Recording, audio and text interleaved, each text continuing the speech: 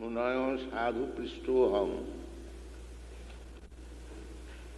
भवद्भि लोकमंगलम यत्कृता Krishna संकृष्ण जीनात्मा सुप्रसीदति.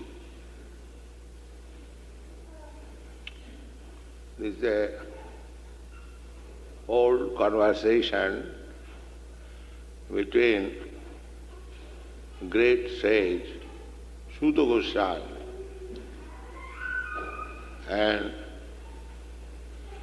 many Brahmins assembled in Naimisharam. What is this child? Excuse me, for those who have young children, please take them out during the lecture.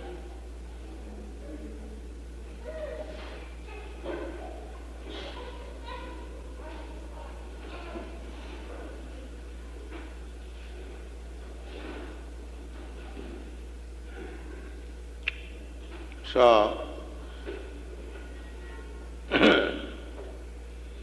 this Suta Goswami, the speaker, is congratulating the assembly on account of their inquiring about Krishna. Krishna samprasīdati. Yat krita Krishna samprasīdati. You have inquired on a very nice subject matter about Krishna and about Dharma.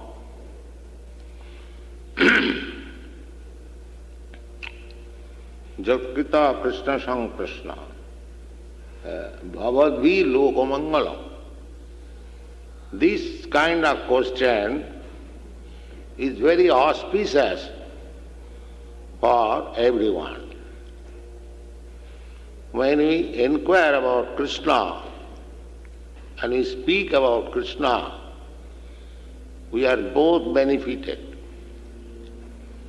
So he was very glad when he was questioned about Krishna and about Dharma. Because those who have read Bhagavad Gita, they know that Krishna appeared for two purposes. One purpose is dharmo sanghasthapanarthaya, for re-establishing religious principles and paritrāṇa sadhunam vināṣāya ca duṣkritam, to give protection to the sadhu. Sadhu means those who are devotees of God. They are called sadhu. And the non-devotees, they are called duṣkritam. Duṣkritam means those who are always engaged in sinful activities. They are called duṣkritam. Paritrāṇa sadhunam vināṣāya ca duṣkritam. Two purposes. Krishna's appearance is meant for two purposes. So, the question was that Bruhi Yogeshware Krishna Brahmane Dharma Varmani Shang Kastham Udhunopeti Dharma Kong Saranangataha. Krishna appeared for re-establishing the religious principles, but after his disappearance, who has taken charge for this department? That was the question.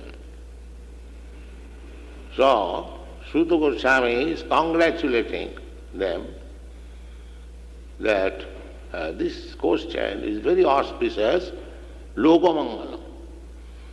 Loka means this world, and mangalam means auspicious.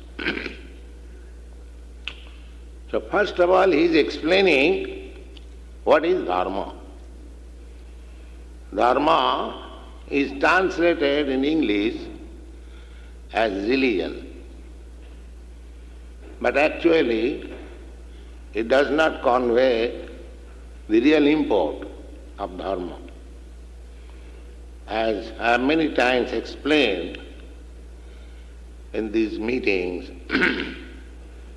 the dharma means some particular characteristic which you cannot change. That is called dharma. Dharma does not mean a particular type of faith. Faith is different. Faith is followed blindly, or by social custom or something else. Faith is different. But dharma, either you change social custom, country, time, space, it cannot be changed. That is dharma. So, that dharma is enacted by the Supreme Personality of God. Just like Krishna says, dharma sanghasthapanarthaya, for the matter of re-establishing the principles of dharma.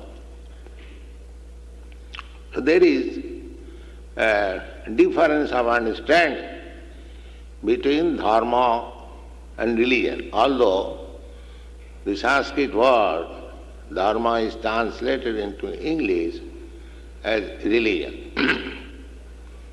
Religion in the dictionary, it is explained as faith. But dharma is different. Dharma you cannot change. In whichever condition you are, you have to follow the special characteristic. And that I have already explained. That special characteristic is that every living entity is engaged in service for others. Every living entity. Human being, birds, beasts, animal, every living entity is giving service to somebody else. That is dharma.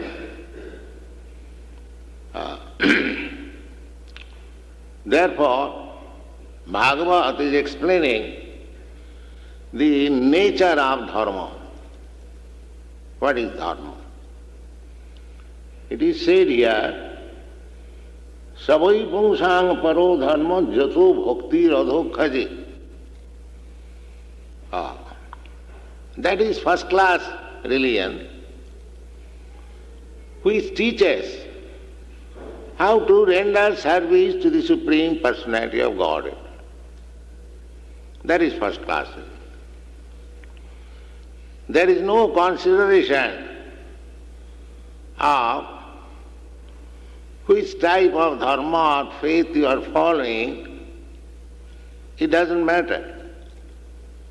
You may become a Christian, you may become a Mohammedan, you may become a Hindu, or whatever. There are many religious sects or faiths all over the world. But this Krishna consciousness movement, which is called Bhagavad Dharma. Bhagavad Dharma means relationship with God and execution of our duties in that relationship. That is called Bhagavad. First of all, we must know what is God. then we must know what is our relationship with God. Then, as soon as relationship is known, then what is our duty? Just like if you are admitted in some institution or in some office, is our relationship.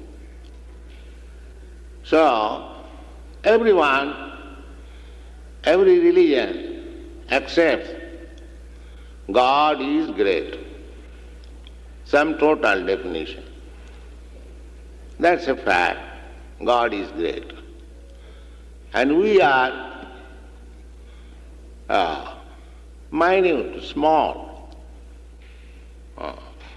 In the Bhagavad Gita, it is stated, Mamaivangsha jiva bhuta. God says, Krishna says, that all these living entities, they are my part and parcel.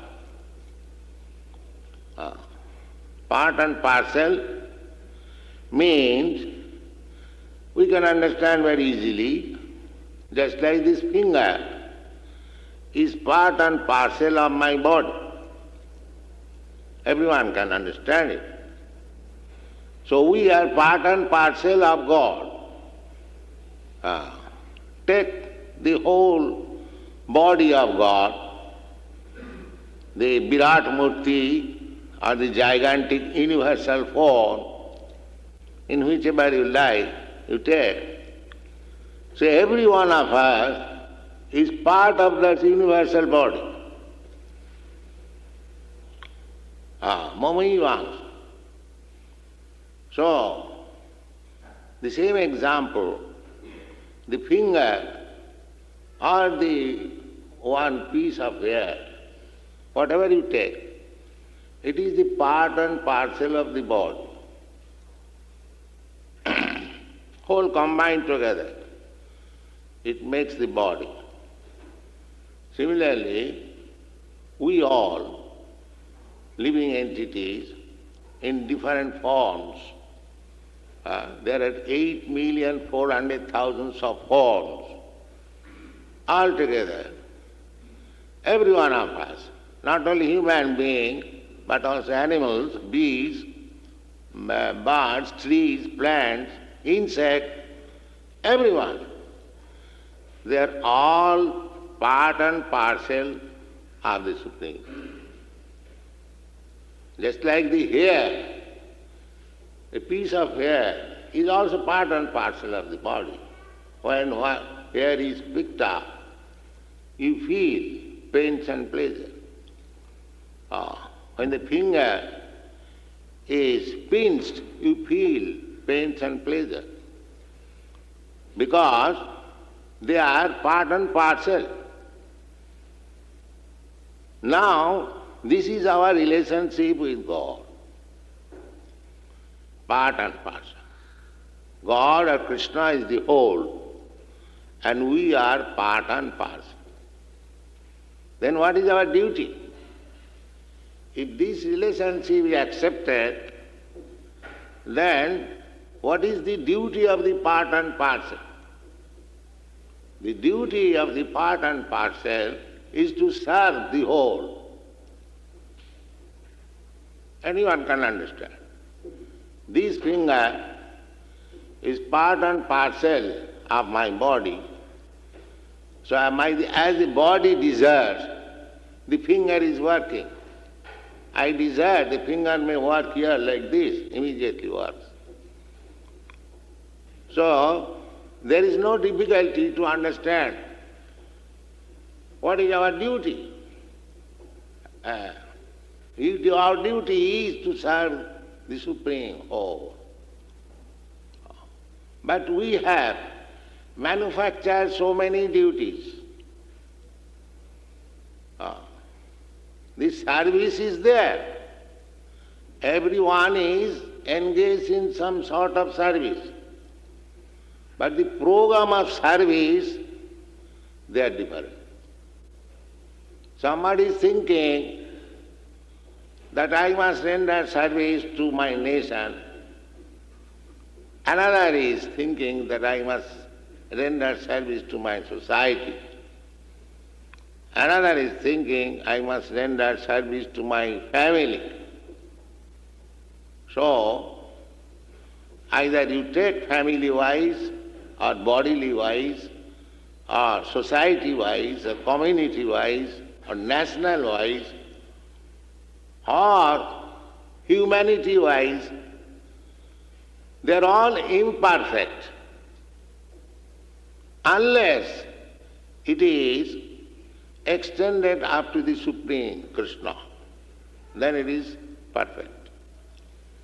Any service you do, service you have to render, either to your personal body or to your family or to your society or to your community or to the human nation or to the whole humanity.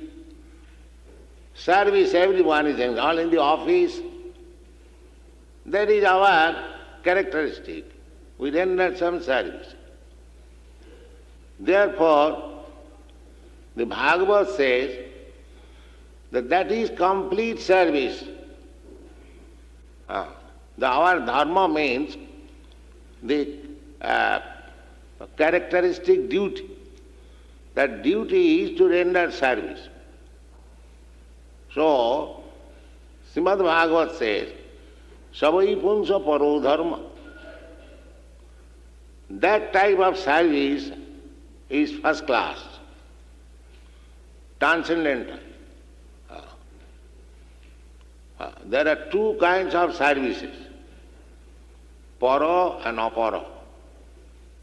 In Sanskrit, paro means transcendental and apara means material, spiritual or material. Because we have two understanding, matter and spirit. Everything is material or spiritual, mundane or transcendental. So, here Bhagavad says, paro dharma. Paro dharma means spiritual. Material dharma, temporary.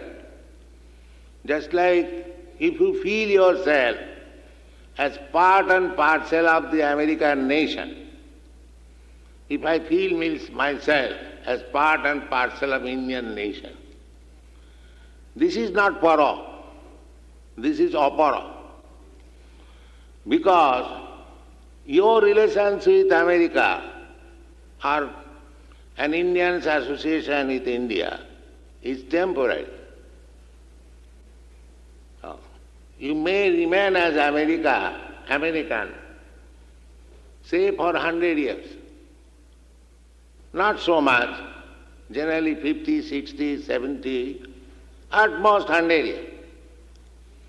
Then after 100 years, as soon as your body is changed, even his human form of body, he may not be American, he may be Chinaman. Or if not human form of body, then we may become something else, gods or dogs also. There is no guarantee. Because after you give up this body, you are completely under the grip of material nature. The material nature will award you a particular type of body according to your work. So as soon as the body is changed, the whole atmosphere is changed. You are no longer American. You are no longer Indian. You are something else. Therefore, your characteristic of rendering service to the nation, that is not permanent. That is temporary. Apara. Apara means temporary inferior. But because your soul, spirit soul, part and parcel of God, you have got a particular duty. That is eternal duty. That eternal duty is described here. Savai puṁsāṁ paro dharma yato bhaktir adhokṣaje. Adhokṣaje. Adhokṣaje, this Sanskrit word, is applicable to this absolute truth. Akṣaje, adhokṣaje. Akṣaje means experimental knowledge. Things which you can perceive by your present senses. Just like you can touch, you can understand a thing by touching, if it is hard or soft, liquid or solid. You can smell, you can hear, so many sensual activities. So, things which you can perceive by your sensual activities, they are called direct knowledge or knowledge by experiment, but which is beyond your experiment. And that is called adhokṣaje. Adhokṣaje means beyond your sense perception. So God's another name is adhokṣaje, means beyond our perception. You cannot understand God by directly seeing or directly smelling or directly hearing or directly tasting or touching. It is not possible at the present moment unless you are spiritually advanced, unless our seeing power is rectified, our hearing power is modified. In this way, when our senses are purified, then we can hear about God, we can see God, we can smell God, we can touch God. That is possible. To training in that science, how to see God, how to hear God, how to touch God, by your senses. That is possible. That science is called devotional service or Krishna consciousness. Therefore, Bhagavad says that is first class religious system by which you can develop your dormant service attitude for God. That is first class religion. Now, everyone can taste which one is first class religion. Because by the result of such activities, one will be able to render service to the Supreme. When you render service to somebody, unless you understand something about him, you cannot render service. That is not possible. You cannot render service in the air. You must have some understanding that here I am actually rendering service. That is realization. If I say that you do something like this blindly, you cannot do it for a long time. On my request, you can do it for some time. But unless you understand why you are doing, whether you are deriving any benefit out of it, you cannot prolong that activities. Therefore, the religion or the process of transcendental activities by which one can render service to the Supreme Lord, that is first-class religion. This is the definition given by Bhagavad. Don't try to understand, this is Christian religion, this is Hindu religion, this is Mohammedan religion, or this is something other. But try to understand whether that process of religion is teaching you how to love God. That is the test. Savai puṁsāṁ paro dharma, yato bhaktir adhokṣaje. Bhakti means rendering service. So, when one learns how to render service to the Supreme Personality of Godhead, direct service, then that is the ultimate goal of religious principles. In the Bhagavad Gita also, Lord says, sarva dharman parittajya.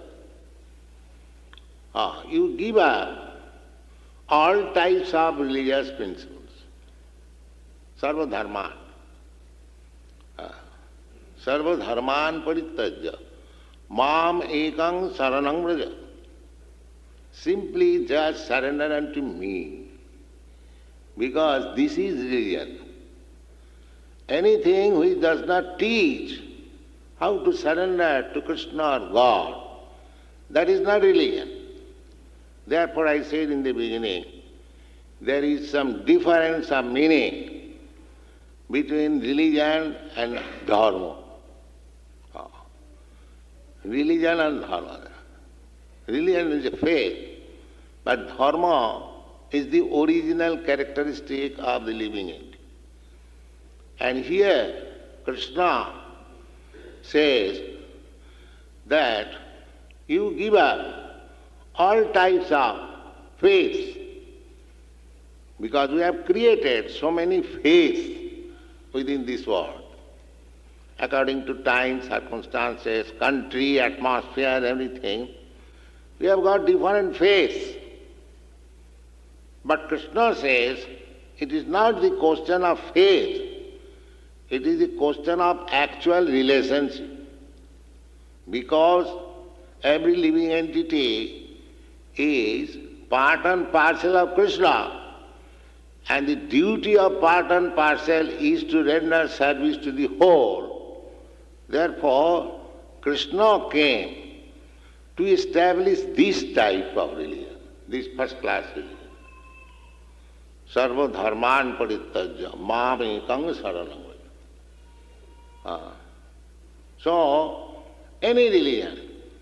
Now, you should understand Krishna as God. When you speak of Krishna, last week I explained that if there can be any name of God, there are many thousands of names of God. Somebody says, God has no name. Yes, God has no particular name, because as I explained, God's name is ascertained according to His activity. Just the other day I explained, God appeared as the son of Nanda Maharaj. So he is called son of Nanda. That is another name, Nanda Nandana. Nanda Nandana means one who gives pleasure to Nanda. So everyone's son, child, gives pleasure to his parents. So Krishna, by his activities, childhood activities, he gave pleasure to his father and mother, Jasodanandan. Therefore he is known as Jasodanandan, Nandanandan. He was lover of Radharani. Therefore he is called Radharaman. In this way, Krishna has got different names. or God has got different names according to his different activities.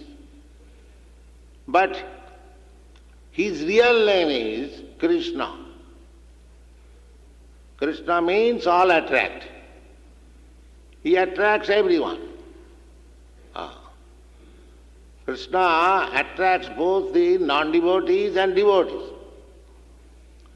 Devotees are very much attracted to Krishna to render service, and non-devotees are attracted to Krishna to kill him. But everyone is attracted.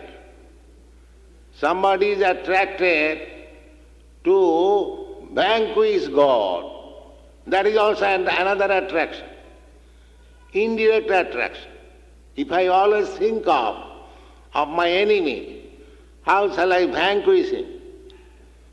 That is an attraction. And if I think of somebody, of my friend or somebody, how shall I make him happy? That is also attraction. So there are two classes of men in this world. One class is trying to serve God, another class is trying to kill God. There is no third division. So those who are trying to kill God, that is an attraction.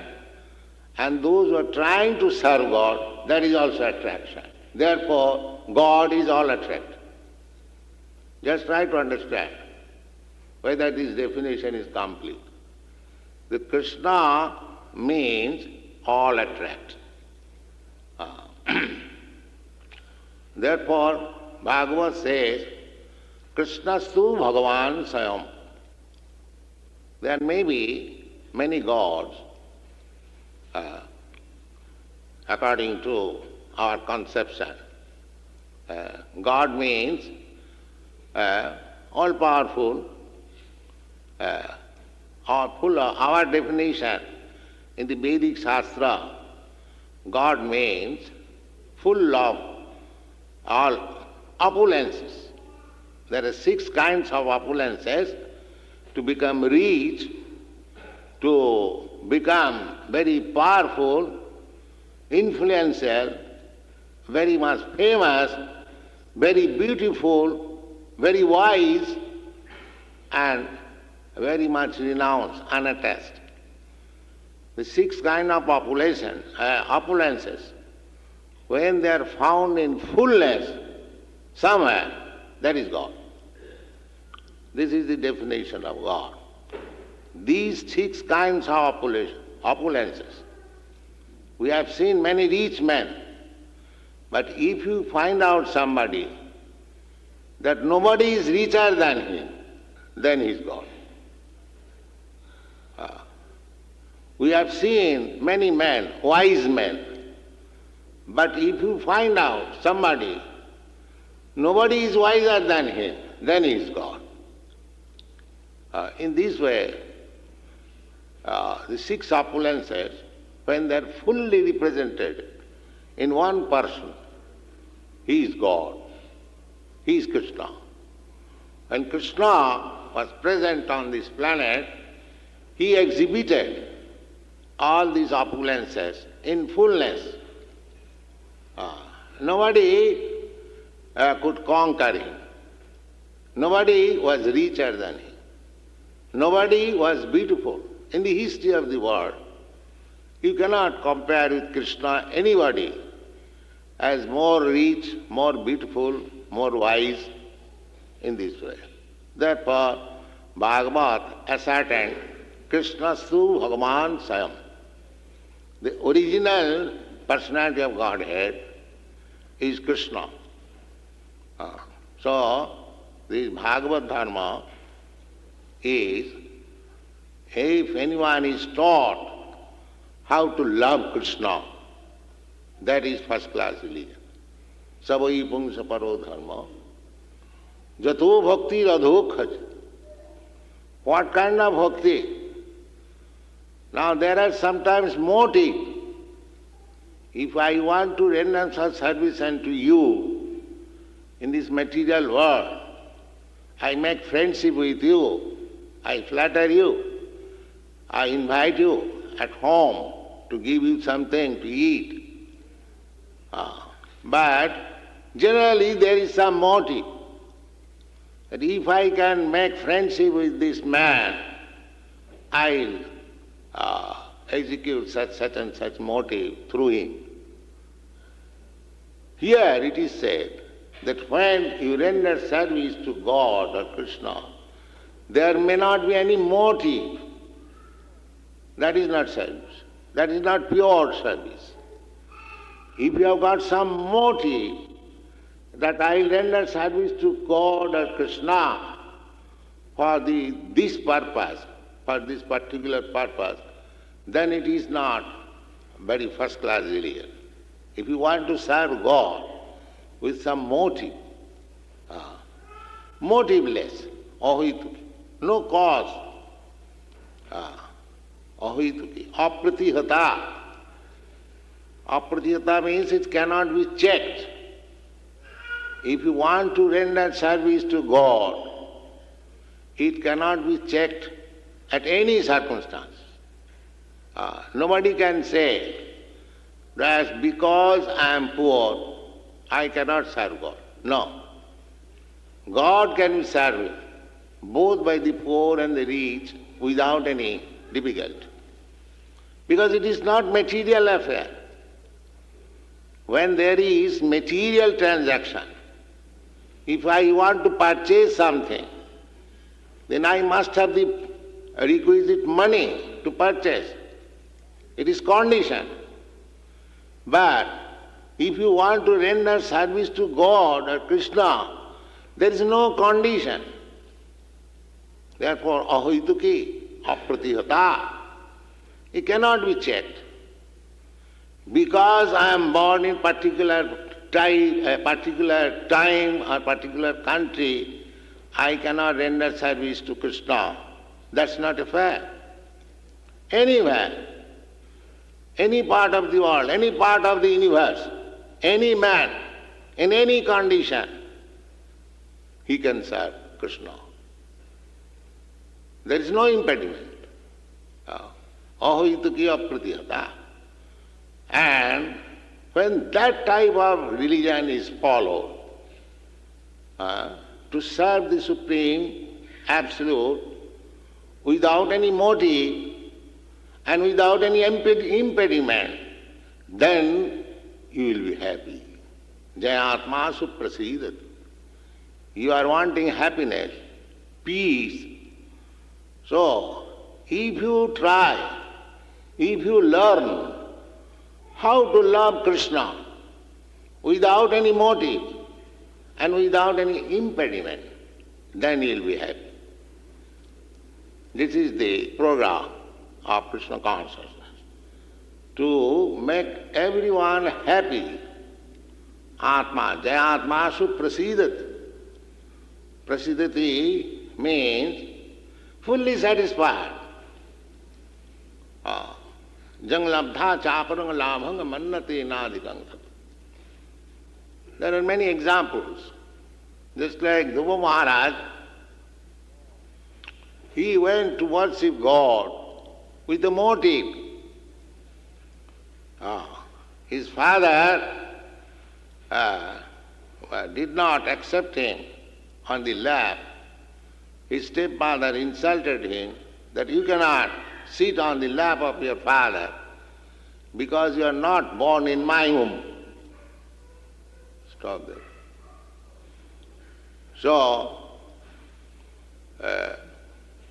he went to worship God in the forest with a motive. He was a Kshatriya. He was determined that I must have my father's property.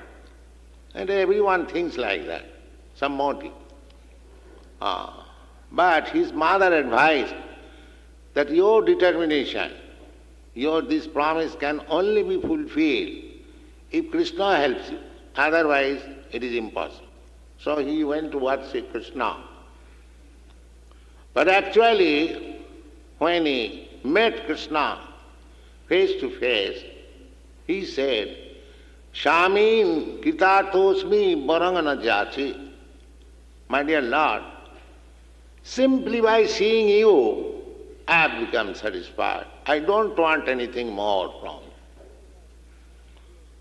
That is the result of pure devotion.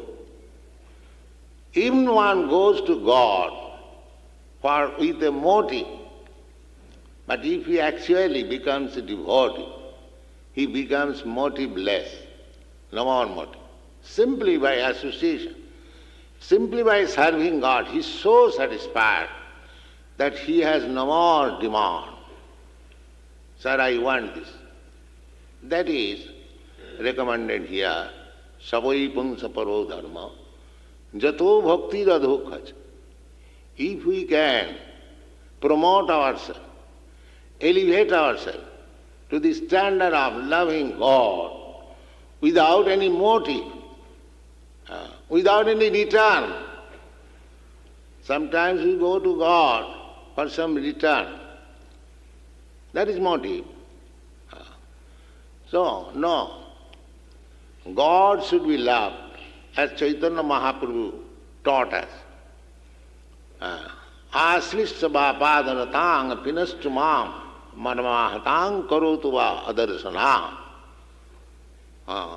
Sometimes, just like Dhruva Maharaj went into the forest to see God. But here, Chaitanya Mahaprabhu teaches, manamahatang karotuva adarsanat. If you break my heart perpetually, but by not being present before me, he doesn't say that you want to see God. Doesn't matter. Why I shall see God? He is busy. Why shall I call him to become present in my presence? No. Although I am broken-hearted, I would have been pleased to see God. But doesn't matter if he does not come. That is pure devotion. I served God so many years, and still I could not see him. Give up this job. Let me go to Maya. That is not devotion. That is motive. I wanted to serve God with a motive. As soon as the motive is not fulfilled, one German friend, my godbrother, he said, in the last war, in the First World War, all manpower went to the active field. So the sister, generally woman, left. Woman means sister, mother or wife. So they went to church. My husband may come back, my brother may come back, or my son may come back, but nobody came back. So they become atheists. Because they went to the church with some motive, and the motive was not fulfilled, they become atheists. Therefore, this type of devotion is not pure devotion. Motive, God, is not meant for supplying your orders. Because he takes service. He does not serve anybody. So if we want to bring God for our service, we may be disappointed. Because God does not agree to serve anybody. He is Master, Supreme Master. How you can expect that God will come to serve you? But God supplies everyone's necessity. But if you want more than your necessity, that is a different thing. That may not be supplied by God. Therefore, we should not approach God with a motive. We should simply approach God to love him. That's all. Without any return. That is pure devotion. That is described here. Savai puṁsāṁ paro dharmo, yato bhaktir adhokṣaje, ahaituky apratihatā, yayātmā samprasīdati. If you want really peace by worshipping God, by rendering service to God, then you should learn how to love Krishna without any motive. That kind of love will never be checked, will never be hampered in executing a devotional service, and that is first class religion. Thank you.